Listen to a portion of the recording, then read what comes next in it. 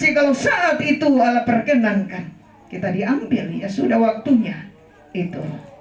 Maka ketika ada pujian minggu lalu, ya pujian kelompok 6 dikatakan waktu Tuhan bukan waktu kita. Apa yang Allah izinkan terjadi semua dalam kendali Tuhan.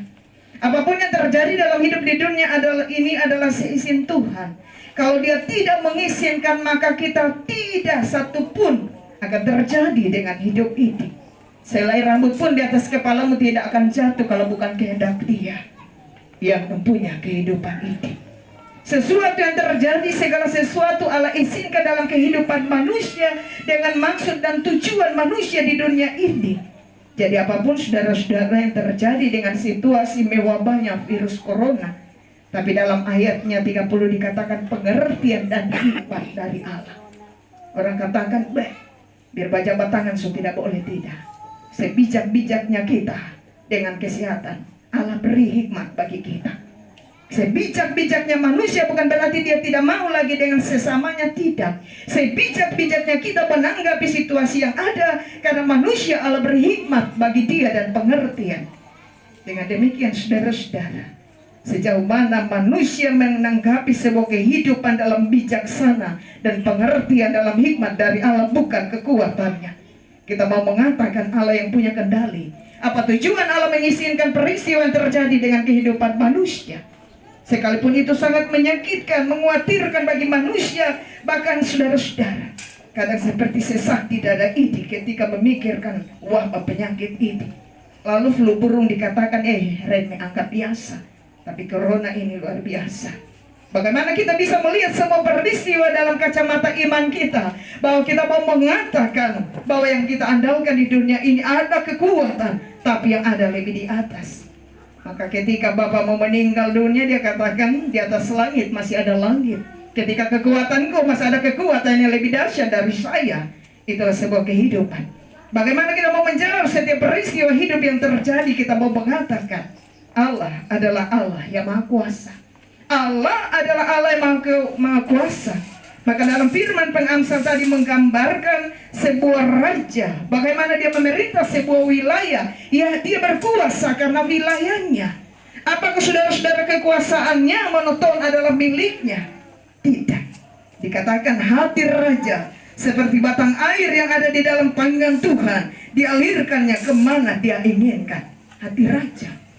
Saudara-saudara, kalau raja memang hak, dikatakan raja itu berkuasa. Tapi dikatakan di sini Allah mengemudikan semuanya itu, mengendalikannya kemana tangan Tuhan mau mengalirkannya. Disitulah keberadaan hati raja. Digambarkan dalam sebuah gambaran hati raja, saudara-saudara. Itulah sebuah jalan perjalanan dalam kehidupan sebuah wilayah kota Palu, tapi dalam kendali Allah situasi yang terjadi peristiwa ini. Tapi yang mau dikatakan di sini, sejauh mana manusia berpengharapan, berdoa dan meminta kepada Tuhan. Bagaimana gelombang laut ketika Yesus tertidur, tapi dikatakan badai pasti berlalu. Itulah sebuah pengharapan menjadikan manusia seperti pujian persekutuan Bapa tadi, dalam sebuah kesetiaan setia sampai akhir. Mau menjadikan manusia saat ini menyadari, ketika Allah izinkan sesuatu terjadi, ini baru permulaan. Tapi mengajar manusia lebih alami mencermati situasi, bahwa Allah ingin memenuhi rancangannya dalam kehidupan manusia. Dan yang kedua, saudara-saudara, kita belajar Dia adalah Allah yang mengendalikan sesuatu. Hati raja punya kuasa, mampu di arah mana Dia akan mengadakan tanggung jawab pekerjaannya, tujuannya kepada masyarakatnya. Tapi Allah mengarahkannya kemana Dia kehendaki. Allah memiliki kuasa di atas kuasa yang luar biasa, saudara-saudara. Itulah kuasa Allah yang mampu menyatakan setiap peristiwa dalam hidup manusia, bahwa sesungguhnya kehidupan ini ada dalam kendali Allah itu sendiri. Allah mengendalikan sebuah kehidupan yang indah bagi keluarga Lintin Siolan. Dengan peristiwa yang dialami keluarga, tapi Allah menjawab. Kendali Allah dalam akal pemikiran kita tidak bisa mau pikirkan. Tapi Allah menjawab sesuai rencana indah. Itulah rumah tempat kediaman keluarga ini Allah izinkan. Segala sesuatu Allah izinkan bukan karena kuat kita, tapi karena Allah memberi kesempatan bagi manusia untuk bersyukur setiap apa yang dialami dalam sebuah kehidupan itu.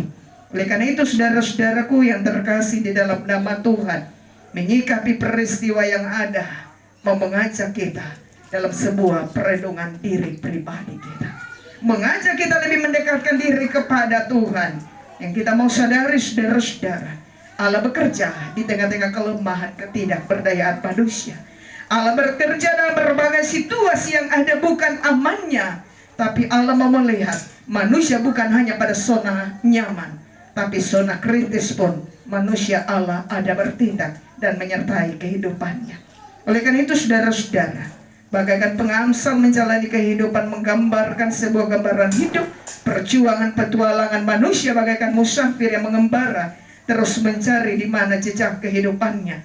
Disitulah pertolongan Tuhan yang akan kita alami dan kita rasakan dalam hidup ini.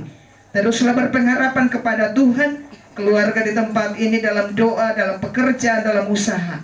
Allah menjawab sesuai rancangan Tuhan yang terindah. Demikian juga kita manusia, dengan situasi yang kita alami, badai pasti berlalu. Percayalah, dalam tangan Tuhan ada kendali yang luar biasa. Di dalam Yesus ada pengharapan dan ada kuasa yang mampu mematikan virus apapun yang terjadi, karena Tuhanlah sumber hidup bagi kita. Tuhan Yesus memberkati kita sekalian sekarang ini sampai selama-lamanya. Amin.